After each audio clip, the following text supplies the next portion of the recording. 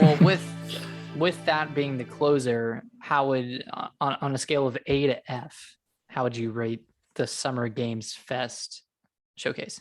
You're like a C, maybe like a high D, low C. I think it was too long. I think like 2 hours plus, and half of it was ads. I appreciate what Jeff does for the game industry and how he's kind of taken over, E3 and stuff like that. And what like I think there's also room to criticize. I think the ads are too much. I think the audience that's watching your show knows about all these games that you're having advertisements for, all of your, whatever Warframe. I don't know if Warframe was there, but your Valorant, your Warframe, all that stuff. Like people already know about that stuff. So I don't really understand. And I understand you got to make, the money to support the stream. And I'm sure having The Rock there, promoting his energy drink, we didn't talk about that.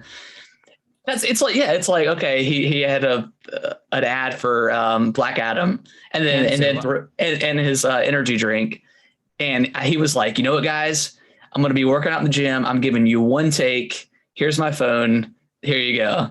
So I'm sure that paid for like a majority of like the ad revenue for the show. But yeah.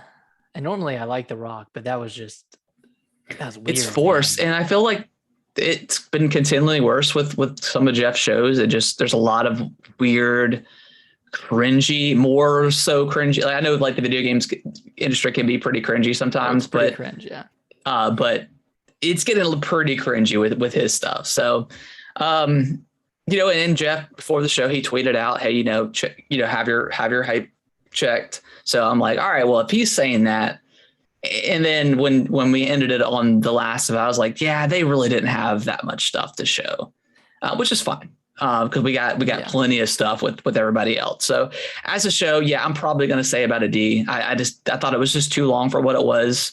You could have done half the show with a few ads or whatever, and then I would have been fine. But again, not my show. You gotta support it. So I get it. I get it.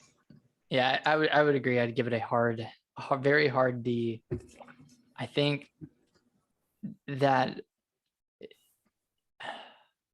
I don't know what Summer Games Fest is trying to be, because it's existing in a vacuum where we already have a PlayStation showcase, an Xbox showcase. We have the Capcom show. We have, the Ubisoft Assassin's Creed showcase. We have, probably a Nintendo Direct coming up somewhat soon. We had Default for Digital. We had a bunch of other stuff. So is Summer Games Fest showcase just a catch-all for stuff that's kind of like so nebulous that it doesn't make the cut anywhere else? Like, things like Goat Simulator 3, like that was one of the bigger like new announcements. And then things like Callisto Protocol which we already knew about, but we got some gameplay of. Maybe Xbox couldn't get a deal with them to have Callisto show up at their showcase, and I just don't know what purpose it serves. I think you're exactly right, because like with the Game Awards, that makes sense to me, because there's not. It's a middle ground. It's a middle. Yeah. So that makes sense to me, because you have the celebration of gaming, and then you have all these companies jumping in, throwing in their trailers and stuff. This, you're right. It doesn't make sense. It feels like the odd man out in this big grand scheme of showcases and events that all these other publishers are kind of surrounding it. So I guess maybe it's just like kind of like he does, like the Gamescom, like the opening night, like he'll have like a few announcements here, kind of trickled out through the show. And then the main stuff is the showcases and the developers hopping in. So that makes more sense to me. But again, like it feels a little bit out of touch with what gamers want to see, and just throwing in all the random ads, and I'm sick of it. Yeah. And I don't have to watch it. I understand that I can go back, but it's still fun to watch. Right. And like when you think of E3 and what it has been and kind of what it is now, like that kind of showcase has never existed.